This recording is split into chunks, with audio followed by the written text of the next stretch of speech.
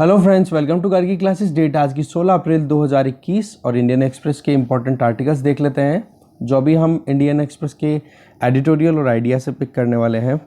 देखो, first article जो हम डिस्कस करेंगे वो है सिक्योर द क्लासरूम।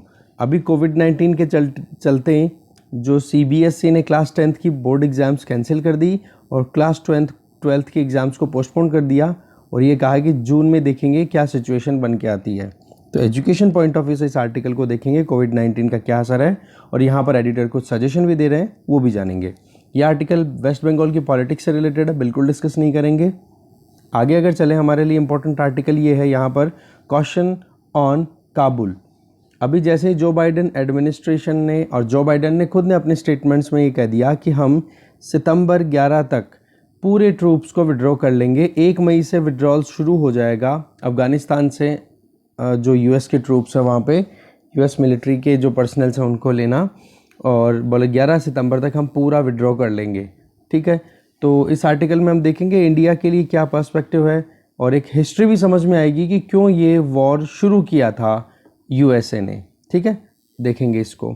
और इधर आप देखोगे नेट ज़ीरो पे फिर से आर्टिकल है, बट अब की बार नेट ज़ीरो पे इंडियन कंसर्न्स को ज़्यादा फोकस में रखा गया है स्वाति डिसूजा के द्वारा।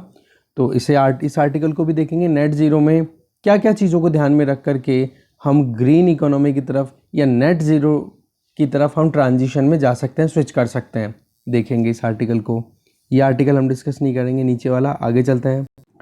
आइडिया पेज से ये RSS से रिलेटेड आर्टिकल आप देखना चाहो देख लेना, हम डिस्कस नहीं करेंगे।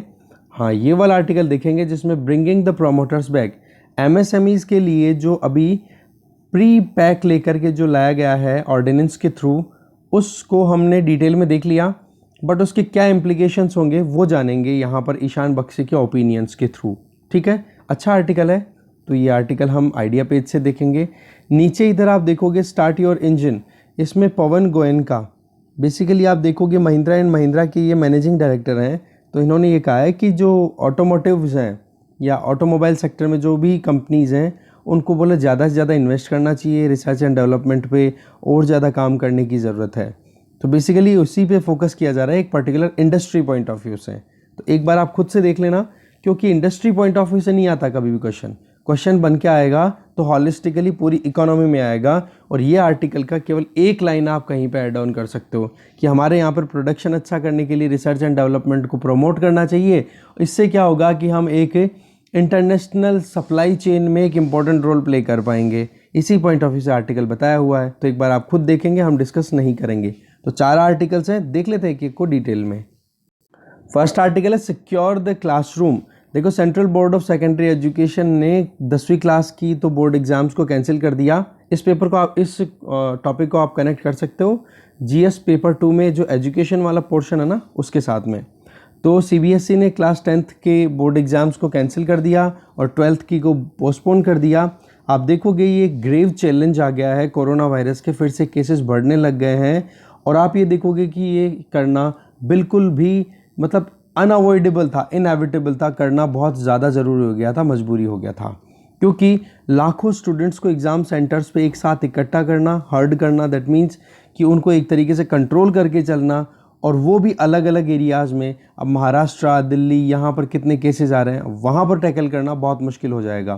तो ऐसे में ये सेकेंड वेव जो कोविड-19 की आई है, इसमें बहुत सारी पब्लिक हेल्थ रिस्क दिखाई दी, तब जाकर के डिसीजन ले लिया गया है। पर आप देखोगे इसी तरीके के सिमिलर मूव्स अब स्टेट बोर्ड्स भी लेने वाले हैं, जो कि पेरेंट्स और स्टूडेंट्स के लिए रिलीफ हैं। बट दूसरी तरफ आप देखोगे क्लास 12th के जो स्टूडेंट्स हैं उनके दिमाग में एक अनिश्चितता भी है कि अब आगे क्या होने वाला है। देखो, ये एक फॉर्मिडेबल चैलेंज है। फॉर्मिडेबल का मतलब होता है दुर्जेय, मतलब कि आप उसको जीत नहीं पाओगे और बहुत डिफ़िकल्ट है जीतना अगर है भी तो। ठीक है, तो स्कूल्स और स्कूल टीचर्स के लिए बड़ी मुश्किल का काम है, क्योंकि आज अगर 12th क्लास की बात हम करें, 12th एक गेटवे का काम करती है। 12th क्लास का जो रिज़ल्ट होता है, जिसके बेसिस पे एक स्टूडेंट अपनी हायर एजुकेशन में फिर बाद में एंट्री लेता है। तो अब बोर्ड एग्ज़ाम से अगर टाइम पे कंडक्ट नहीं होंगे तो फिर कैसे इवैल्यूएशन प्रॉपर हो पाएगा, पहली चीज़ तो ये। दूसरी चीज़, समाज में हमारे इनइक्वालिटीज़ कितनी ज़्यादा है। कोविड-19 की जब फर्स्ट वेव आई थी तब हमें पता पड़ा था कि वल्नरेबिलिटीज़ कितनी ज़्यादा है सोसाइटी में, कि एक सेक्शन जो कि जिनके पास में एक्सेसिबिलिटी इंटरनेट की भी है, स्क्रीन अवेलेबल है, तो वो तो आराम से ऑनलाइन क्लासेस ले पा रहे थे। बट दूसरी तरफ आप देखोगे जो बच्चे गरीब परिवारों से बिलोंग करते हैं वो चाइल्ड लेबर में धकेले जा चुके हैं। तो ऐसे में पिछले 1 साल का एक्सपीरियंस हमें फिर से एक बार हमें डरा रहा है कि क्या हमें केवल और केवल मार्क्स पॉइंट ऑफ व्यू से देखने की ज़रूरत है, क्योंकि और रियलिटी भी तो हमें देखना पड़ेगा ना, कि क्या बेसिस से एक स्टूडेंट कैसे परफॉर्म कर रहा है। आज अगर हम देखें पेरेंट्स का हाल, तो एक तरफ तो हो गया ये लॉकडाउन लगना, दूसरी तरफ लॉकडाउन लगने से इकोनॉमिक बर्न्ट भी तो उनको फेस करना पड़ रहा है ना। उनके फाइनेंशियल क्राइसिस देखो, इनकम सोर्सेज उनके बिल्कुल चौक हो गए। ऐसे में वो हायर एजुकेशन प्रोवाइड करने में भी मुश्किलों का सामना करेंगे और फीस पे करने में भी उनको बहुत मुश्किलें रहती हैं। तो ये एक फ्रॉड सिचुएशन है, अनप्लेजेंट सिचुएशन बन गई है, जहां पर दोनों तरफ से पेरेंट्स को, स्टूडेंट्स को परेशानियों का सामना करना पड़ रहा है। स्कूल्स की अगर बात करें तो कुछ एक हैंड होल्ड स्टूडेंट, मतलब मुट्ठी भर स्टूडेंट्स के पास में आप देखोगे केवल ये एक्सेसिबिलिटी अवेलेबल है।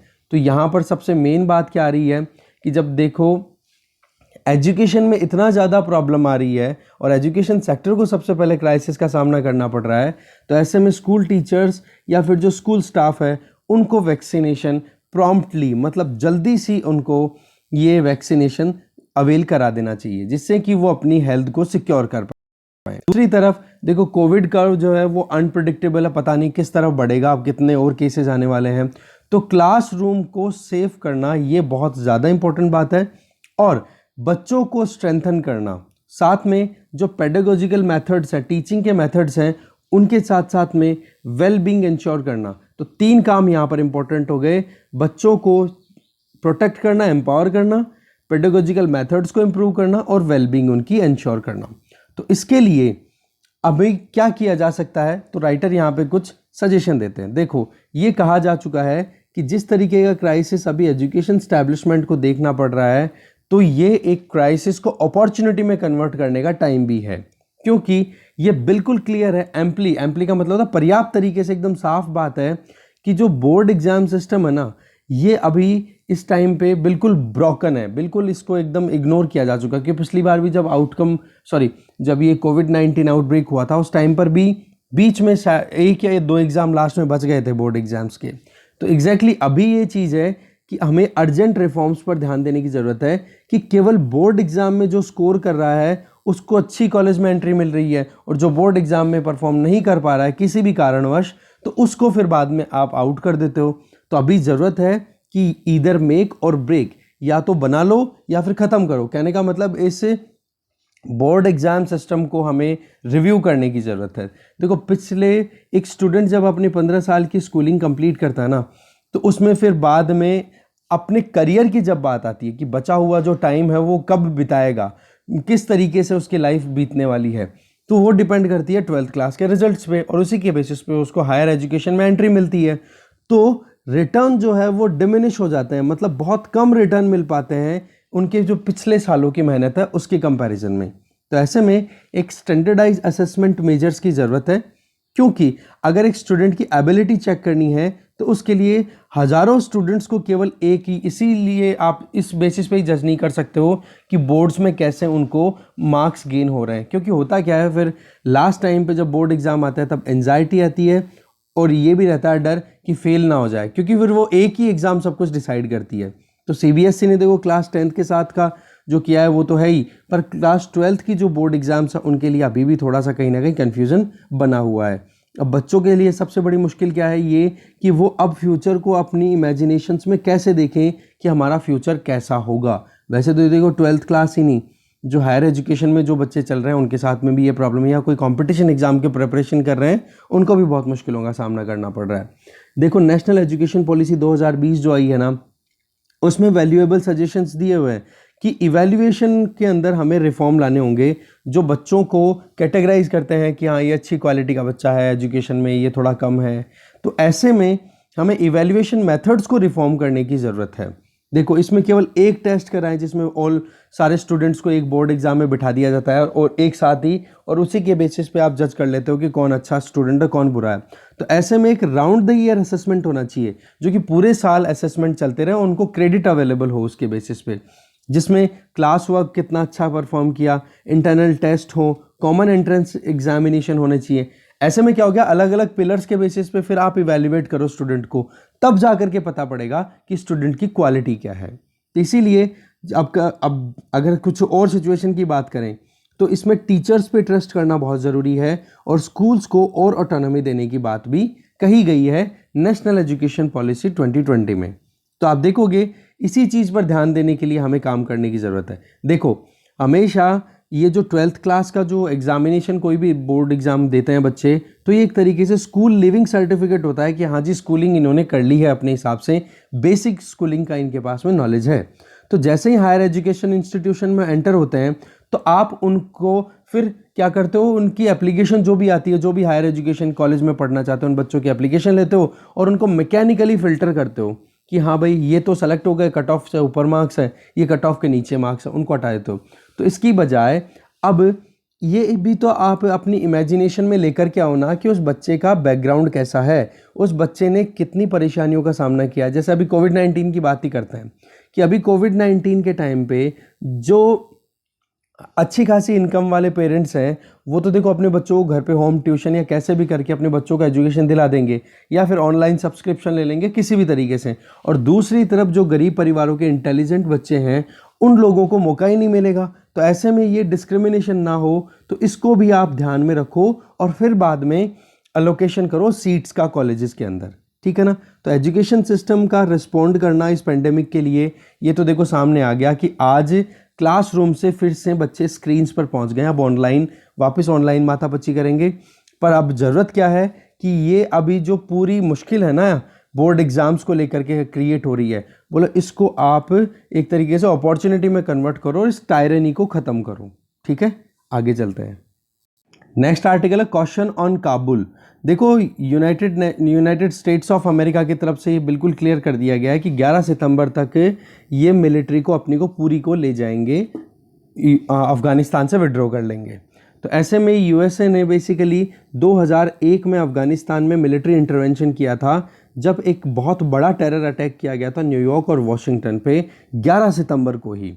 उस टाइम पे प्रेसिडेंट जॉर्ज डब्ल्यू बुश जो हैं उस टाइम पे प्रेसिडेंट हुआ करते थे अमेरिका के, और उन्होंने यूएसए की स्पेशल फोर्सेस को अपने जो अलाइज थे जैसे नेटो अलाइज थे उनके साथ में मिलकर के अफ़गानिस्तान की मिलिशियाज़ को ख़त्म करने की बात की, और उसमें मेन जो बैकिंग थी वो थी तालिबान रिजीम की, जो कि अभी भी बहुत ज़्यादा स्ट्रॉन्ग बन के बना हुआ है। तो टारगेट तो क्या था कि तालिबान को उखाड़ फेंकना, टॉपल कर देना, तख्ता पलट कर देना। यूएसए का टारगेट तालिबान ना होकर के बेसिकली था कौन, अलकायदा। अलकायदा का एक लीडर था जिसका नाम था ओसामा बिन लादेन, और ओसामा बिन लादेन ने ही ये जो 9/11 अटैक हुआ था ना न्यूयॉर्क और वॉशिंगटन में, उसी के पीछे उसी का मास्टरमाइंड था, जिसमें प्लेन हाईजैक किए गए थे और प्लेन को बिल्कुल क्रैश करा दी थी बड़ी बड़ी बिल्डिंग्स में, वर्ल्ड ट्रेड सेंटर जैसी बड़ी बड़ी बिल्डिंग्स में। तो यूएसए पे ये टेरर अटैक हुआ था, तब जाके यूएसए ने टारगेट कर लिया कि कैसे भी करके अलकायदा को हमें ख़त्म करना है। आप देखोगे अलकायदा को ख़त्म होने में बहुत सक्सेसफुल रहा है यूएसए। बट दूसरी तरफ तालिबान जैसा रिजीम जो कि रेडिकल इस्लामिज़म को प्रमोट करता है, उसको अभी भी कहीं ना कहीं सबक सिखाने में यूएसए बिल्कुल फेल रहा है, ऐसा कंसिडरेशन एक्सपर्ट्स का है। ओके, फिर आप देखोगे कि जैसे जॉर्ज डब्ल्यू बुश का टेन्योर कंप्लीट हुआ तो उसके बाद में बराक ओबामा प्रेसिडेंट बनते हैं, और बराक ओबामा इस अफ़गानिस्तान की सॉइल पे जो वॉर चल रहा था इसके लिए बिल्कुल भी एंथुजियास्टिक नहीं थे। इनका ये सोचना था कि कैसे भी करके जो हमारे मिलिट्री पर्सनल से इनको विड्रॉ किया जाए, ठीक है। तो इन्होंने अफ़गानिस्तान से विड्रॉ करने के लिए कह दिया, बोले तालिबान को फिर बाद में, अब जैसे विड्रॉ करने की बात की और तालिबान ने फिर धीरे धीरे अपने आप में अपनी जो पकड़ है वो और बनानी शुरू कर दी। पर हाँ, विड्रॉ करने की जो बात थी वो टारगेट तो ओबामा ने ये किया था कि 2014 तक हम निकाल लेंगे, पर 2014 तक तो टेन्योर ही कंप्लीट हो गया था, मतलब टेन्योर कंप्लीट होने वाला था। तो ऐसे में फिर बाद में ये सारी की सारी जिम्मेदारी पहुंच गई डोनाल्ड ट्रंप के हाथ में, और डोनाल्ड ट्रंप भी बिल्कुल इस चीज़ को लेकर इंटरेस्टेड नहीं थे कि हमारे मिलिट्री पर्सनल्स जो है वो अफ़गानिस्तान की सॉइल पे अपनी जान गंवाएं या फालतू में हम इतना पैसा वहाँ पे खर्च करें। तो ऐसे में डोनाल्ड ट्रंप ने बोला कि अफ़गानिस्तान से यूएस विड्रॉ कर लेगा। 1 मई से शुरुआत हो जाएगी 2021 में।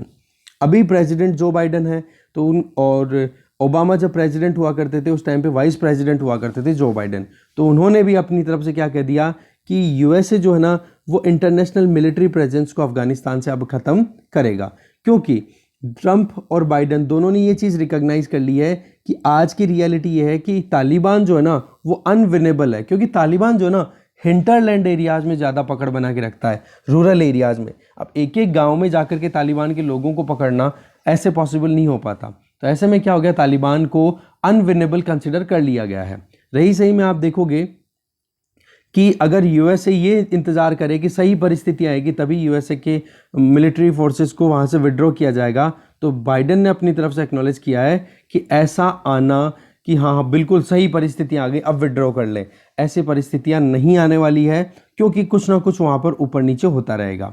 रही सही में आप देखोगे कि तालिबान या फिर अफगानिस्तान से बढ़कर के यूएसए के लिए बड़े चैलेंज दूसरे भी हैं, जिनमें एक तो है चैलेंज चाइना का और दूसरा चैलेंज है साइबर सिक्योरिटी का। तो इसीलिए अमेरिकन मिलिट्री की अटेंशन अमेरिका चाहता है कि चाइना पे हो और दूसरी साइबर सिक्योरिटी पे काम किया जाए। तो इसी तरीके से वॉशिंगटन अपनी तरफ से पूरा विलिंग है, इच्छा रख रहा है कि काबुल से कैसे जैसे निकले मिलिट्री वहाँ से निकाली जाए, और इसी के लिए बाइडन ने अपनी तरफ से अगले कुछ महीनों के अंदर अंदर ये कहा है कि हम तालिबान को प्रेशराइज करेंगे कि कैसे भी करके पीस सेटलमेंट फाइनलाइज हो जाए वहाँ की सरकार और तालिबान के बीच में। इसके बीच में क्या कहा जा रहा है कि हम अफगानिस्तान की सरकार को इकोनॉमिक सपोर्ट भी लगातार देंगे और मिलिट्री असिस्टेंस भी प्रोवाइड करेंगे। तो इससे क्या हो रहा है कि अपनी तरफ से प्रोमिसेस तो कर रहे हैं, बट यहाँ पर यूएसए अब विड्रॉ करने का पूरा क्लियर मानस, अब तो कोई चांस ही नहीं है कि यूएसए वहाँ पर रुकेगा। देखो ये हो सकता है कि पीस प्रोसेस जो है ना ये एक लॉन्ग टर्म इंटरनेशनल बैकिंग के बेसिस पे चले, बट अभी भी क्या है, कहीं ना कहीं काबुल बहुत ज़्यादा फ्रेजाइल है। फ्रेजाइल का मतलब अनस्टेबल है। दोनों जो स्टेक होल्डर्स है, एक तरफ सरकार और दूसरी तरफ तालिबान, दोनों एक दूसरे पे मिसट्रस्ट के शिकार हो रखे हैं, बिल्कुल भी विश्वास नहीं है इनको।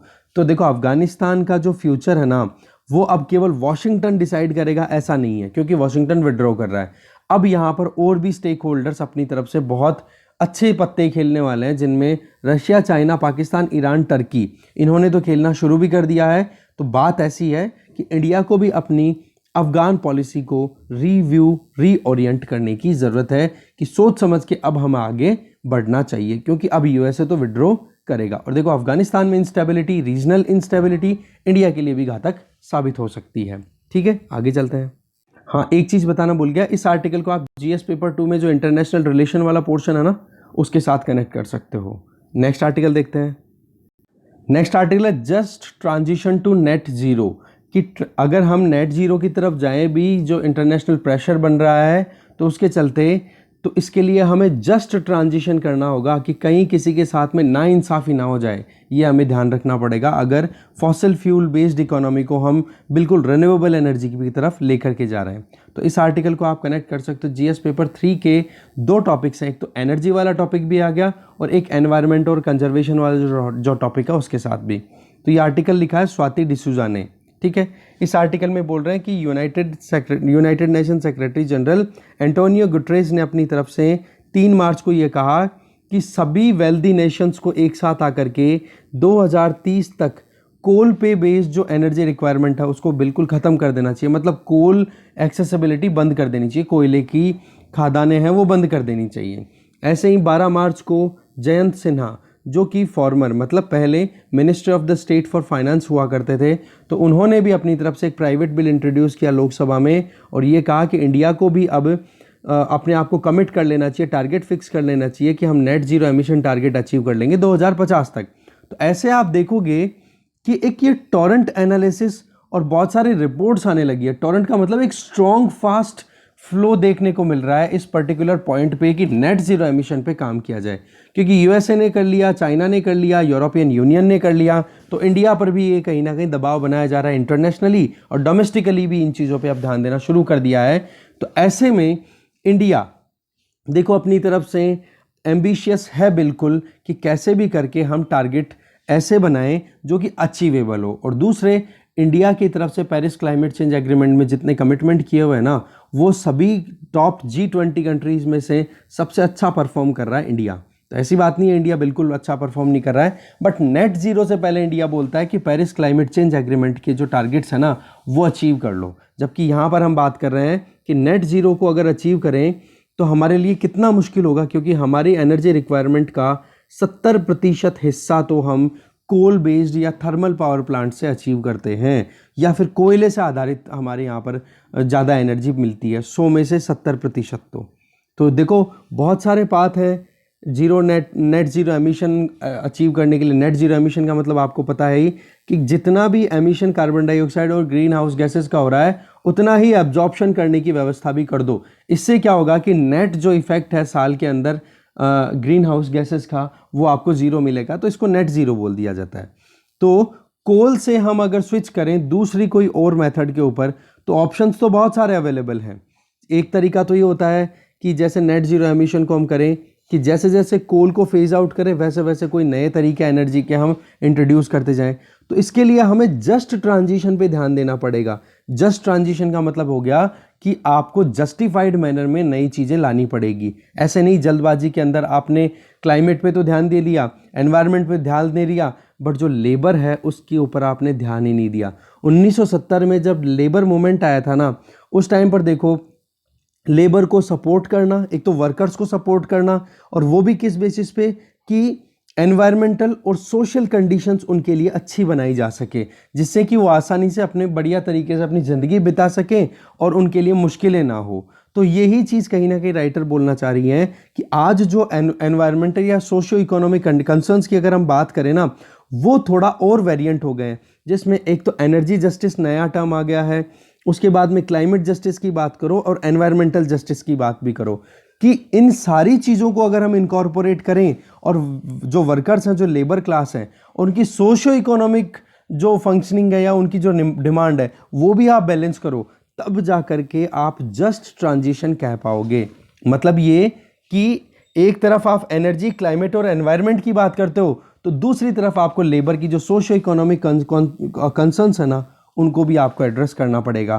तब जा करके आप कह सकते हो कि अभी तक जो लेबर क्लासेस के टुवर्ड्स जो एक इम्बैलेंस देखने को मिला है ना, उस इम्बैलेंस को डेलिबरेटली ख़त्म किया जा पाएगा।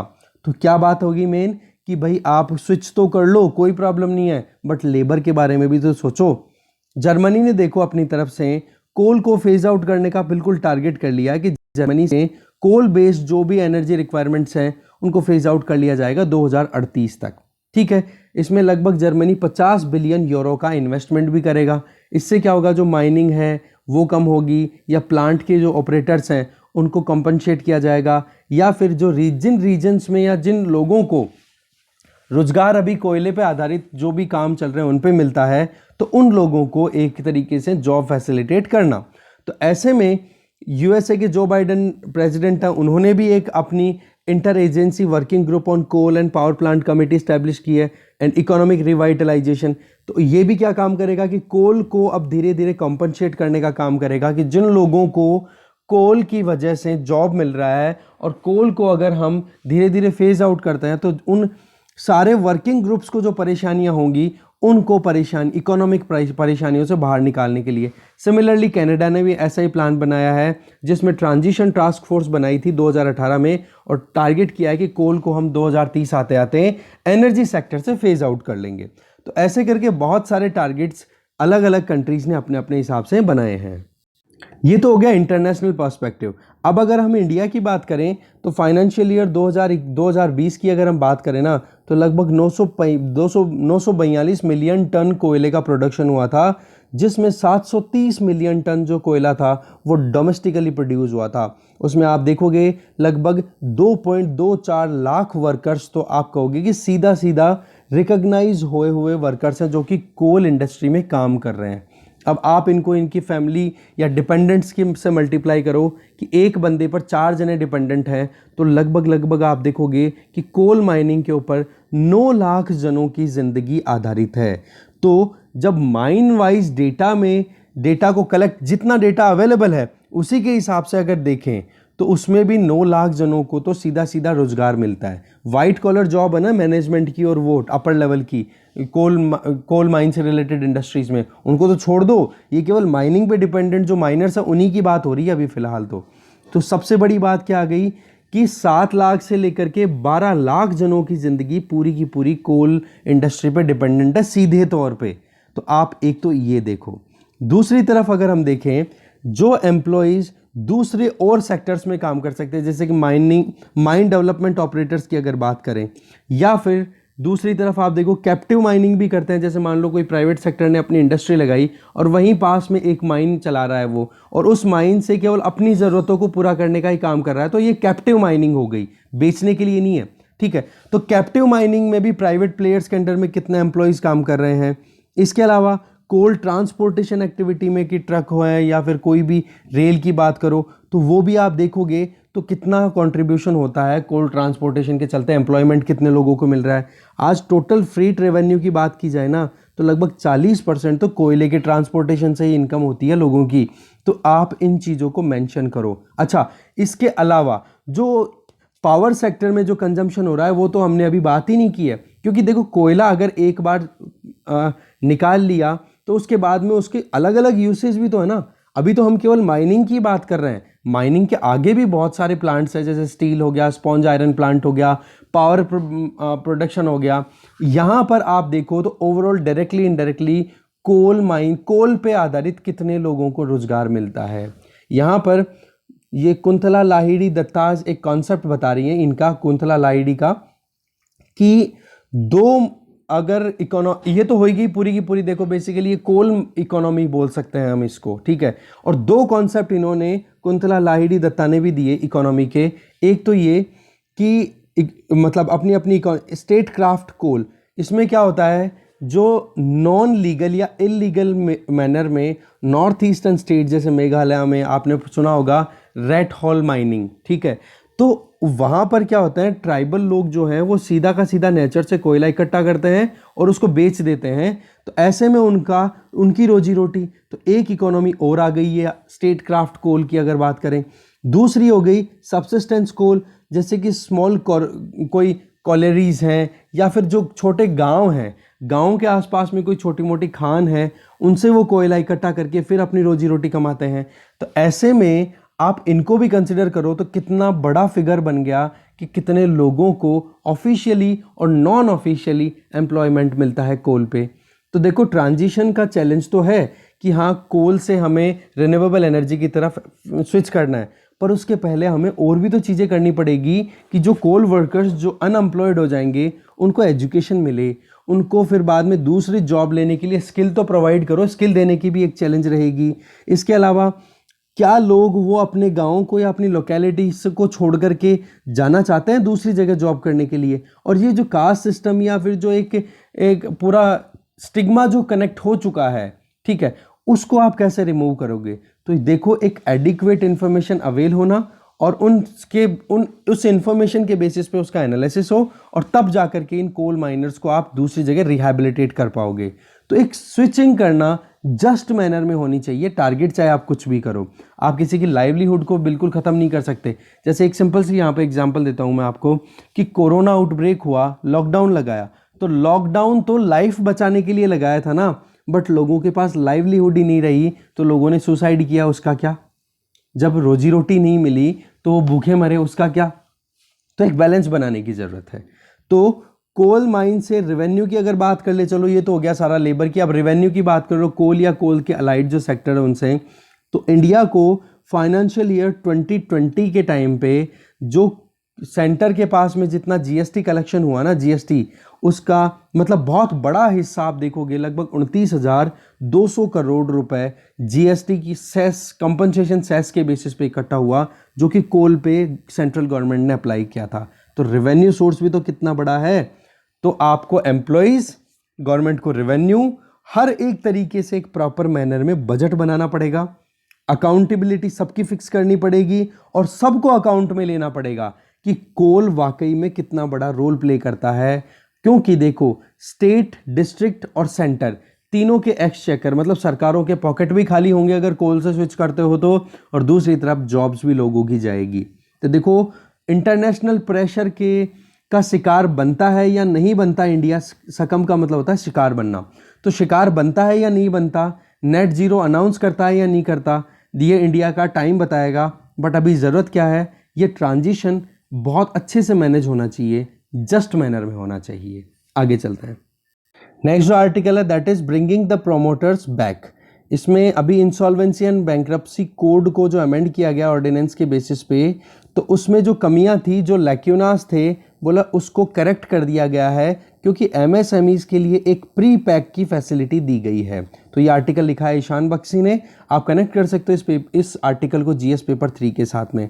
तो देखो इंसॉल्वेंसी एंड बैंक्रप्सी कोड में अभी क्या किया गया है कि जो क्रेडिटर फ्रेंडली जो माहौल बना हुआ था कि इंसॉल्वेंसी एंड बैंक्रप्सी कोड कब काम करेगा। मान लो कोई कंपनी ए है जिसने लोन लिया और लोन को चुका नहीं पाए, तो उस कंपनी का रेजोल्यूशन होगा, मतलब या तो उसका जो मैनेजमेंट है वो चेंज हो जाएगा, या फिर उसको जो एसेट्स हैं वो बेच दिए जाएंगे और क्रेडिटर्स उधार देने वालों को लौटा दिए जाएंगे।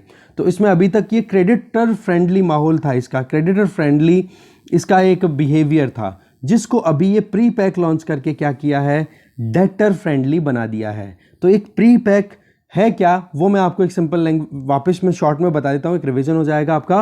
कि प्री पैक में ये बताया गया है कि जो एमएसएमईज अभी अच्छा परफॉर्म नहीं कर पा रही हैं, इंसॉल्वेंट हो चुकी हैं, जो रिटर्न नहीं कर पा रही हैं उनके अपने पैसे को, तो उनका रेजोल्यूशन करने का एक शॉर्ट टर्म तरीका निकाला है कि जो अभी करंट प्रोमोटर्स हैं वो अपनी ऑनरशिप को नहीं खोएंगे, और जो क्रेडिटर्स हैं, फाइनेंशियल क्रेडिटर्स जिन्होंने उधार दिया था, वो बैठ करके एक प्लान बनाएंगे और लोन को रीस्ट्रक्चर करेंगे, और फिर बाद में उसी रीस्ट्रक्चर प्लान के बेसिस पे क्रेडिटर्स को ये प्रोमोटर्स जो हैं वो धीरे धीरे पैसा चुकाते रहेंगे। तो इससे क्या हो गया, मैनेजमेंट चेंज नहीं होगा। तो आप देखोगे इसमें सेक्शन 29A ऐड हुआ है और इसी में ये बात बोली गई है। तो यहां पर इसके दो इंप्लीकेशंस हैं, मेन पॉइंट इस पूरे आर्टिकल के, वो ये कि आईबीसी में इंसॉल्वेंसी प्रोसीडिंग्स है ना, इसमें सबसे इंपॉर्टेंट ये है कि अभी जो चेंज किया गया है प्री पैक में, वो ये कि एग्जिस्टिंग प्रोमोटर्स के हाथ से उनके अधिकार को छीना नहीं जाएगा, रेस्ट नहीं किया जाएगा। तो इससे क्या हो जाएगा कि उनके हाथ में मैनेजमेंट बना रहेगा, क्योंकि कोविड-19 की वजह से प्रॉब्लम हुई है ना। तो ऐसे में क्या है कि क्रेडिटर इन कंट्रोल की बजाय अब आईबीसी कैसा हो गया, प्री पैक के आधार पे देखें तो डेटर इन कंट्रोल। दूसरा जो मेन इंप्लीकेशन बता रहे हैं वो ये कि यहां पर ओपन बिडिंग नहीं होगी, क्योंकि नॉर्मल रेजोल्यूशन क्या होता है कि कोई कंपनी अगर बैंकरप्ट हो गई, इंसॉल्वेंट हो गई, तो यहां पर इसकी फिर बोलियां लगाई जाती हैं, और बोली लगाने के लिए बहुत सारे बाहर की कंपनियां आती हैं। तो यहां पर एक प्राइस डिस्कवरी होती है कि सबसे बढ़िया दाम कौन ले रहा है इस कंपनी के, तो वो ही उस कंपनी का मालिक बन जाएगा, ये मान के चलो आप शॉर्ट में। तो ऐसे में क्या है, यहां पर मैनेजमेंट तो चेंज हो नहीं रहा है, प्रोमोटर्स चेंज हो नहीं रहे हैं, इसका मतलब क्या हो गया, ओपन बिडिंग नहीं होगी। तो जो लोग आईबीसी को कह सकते हो कि आईबीसी फ्रेमवर्क को सपोर्ट करने वाले थे कि रेजोल्यूशन जल्दी से हो जाएगा, मैनेजमेंट चेंज हो जाएगा, तो कंपनी आने वाले टाइम पे अच्छा परफॉर्म कर पाएगी, तो उनके लिए ये थोड़ा सा झटका हो सकता है। बट रियलिटी हमें थोड़ा सा ध्यान रखने की जरूरत है कि अभी जो सिचुएशन है वो कुछ ऐसी है कि अगर कोई कंपनी इंसॉल्वेंट हो भी गई और बिडिंग प्रोसेस में अगर कहीं पे उस कंपनी को डाल भी दिया ना, तो भाई वहां पे खरीदारों की संख्या ही कम है। आज अगर जो भी इंसॉल्वेंसी एंड बैंक्रप्सी कोड के अंडर में जितनी भी कंपनियां आ रही है ना रेजोल्यूशन के चलते, रेजोल्यूशन के अंडर में, उनमें से केवल 13% कंपनियां ही बेची जा पा रही हैं। तो ऐसे में आईबीसी एफिशिएंटली काम कैसे कर पाएगा, क्योंकि आईबीसी का एफिशिएंटली काम करना किस बेसिस पे चेक होता है कि भाई ज़्यादा से ज़्यादा वैल्यू कौन से, मतलब कोई भी कंपनी का अगर रेजोल्यूशन हो रहा है, बिक रही है कंपनी, या उसका कोई कहीं पर भी कोई भी तरीके से सॉल्यूशन निकाला जा रहा है कि यार कैसे भी करके घाटे से निकालो इस कंपनी को, तो वहाँ पर इंसॉल्वेंसी एंड बैंक्रप्सी कोड को इस बेसिस पे चेक किया जाता है कि ज़्यादा से ज़्यादा पैसा वो कहाँ से निकाल पाते हैं। तो बेसिकली यहाँ पर क्या हो गया अभी कि क्रेडिटर्स को ध्यान में ना रख करके डेटर्स को ध्यान में रख लिया है। तो ये दो मेन डिसरप्शंस हैं, एक तो हो गया क्रेडिट ओरिएंटेड, जिसमें एक तो हो जाएगा ओपन बिडिंग की एब्सेंस, और दूसरी चीज हो गई यहां पर कि प्रोमोटर्स को एग्जिट नहीं कराया जाएगा। तो राइटर फिर इसी चीज को इलाबोरेटली बता रहे हैं कि अलग अलग कॉन्सिक्वेंस है, अलग अलग कोविड-19 को भी तो आप कंसिडर करो, ऐसा नहीं हो सकता। दूसरा, प्रॉफिट मेकिंग ही क्या हमेशा एक चीज रहती है क्या, क्योंकि आज के टाइम पे जो सिचुएशन है वो ये कि बायर्स की भी तो कमी है, मार्केट में डिमांड ही नहीं है। अब मार्केट में डिमांड ही नहीं होगी तो काम कैसे चलेगा। रही सही में सरकार को भी तो दिख रहा है ना कि आईबीसी के पास में 2422 केसेस हैं आज एनसीएलटी के पास में, ठीक है, नेशनल कंपनी लॉ ट्रिब्यूनल के पास में, उनमें से बिडिंग प्रोसेस की अगर बात करो तो वो कंप्लीट हो रहा है केवल 13.1% का, जो कि बहुत ही कम है। 100 में से केवल 13 कंपनियों का रेजोल्यूशन हो रहा है बिडिंग प्रोसेस पे। तो ये जो सेक्शन 29A ऐड किया गया है ना, ये बहुत ही अच्छा है और प्रोमोटर्स को एक मौका देना बहुत ही अच्छी बात है। दूसरी तरफ अगर हम रेजोल्यूशन प्रोसेसेस की बात करें या रीस्ट्रक्चरिंग की बात करें, अभी आपने देखा होगा लोन रीस्ट्रक्चर करने का कितने ही आर्टिकल्स आए थे, जिसमें हमने देखा था कि लोन अगर टाइम पे नहीं चुका पा रहे हैं तो लोन को फिर से दूसरे नए सिरे से शुरू कर दें। तो आरबीआई की स्कीम थी, उसमें तो केवल बैंकों को ही प्रोविजन मिला था।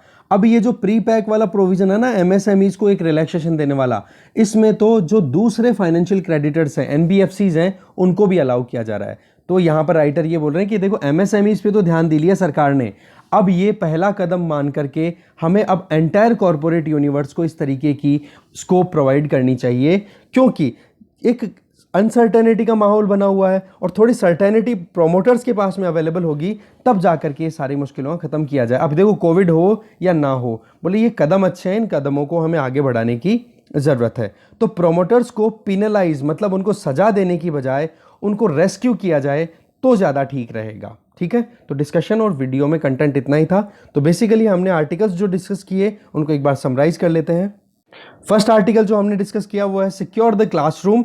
इसमें हमने ये जाना कि सीबीएसई ने जो अभी काम किया है अपनी तरफ से, बोर्ड एग्जाम्स को कैंसिल किया है, 12th के पोस्टपोन किए हैं, तो उससे अभी क्या अपॉर्चुनिटीज़ मिल रही हैं जिससे कि और अच्छे से काम किया जा सके। इधर हमने यूएसए का विड्रॉल के बारे में जाना, इधर हमने देखा कि नेट जीरो पे जाओ पर सोच समझ के जाओ, जल्दबाजी मत करो, नहीं तो क्या होगा, बहुत सारे लोगों के पेट पे आप लात मार दोगे। तो वो बैलेंस बनाने की जरूरत है, जस्ट ट्रांजिशन होना चाहिए। और फिर ये तीसरा हमने एमएसएमईज के लिए जो प्री पैक लेकर के आए हैं, उसमें प्रोमोटर्स को एक और मौका दिया जाना, ये एक अच्छी बात है। तो इस तरीके से हमारे डिस्कशन में यही 4-5 पॉइंट थे, वो हमने देख लिए। Thank you very much for watching this video.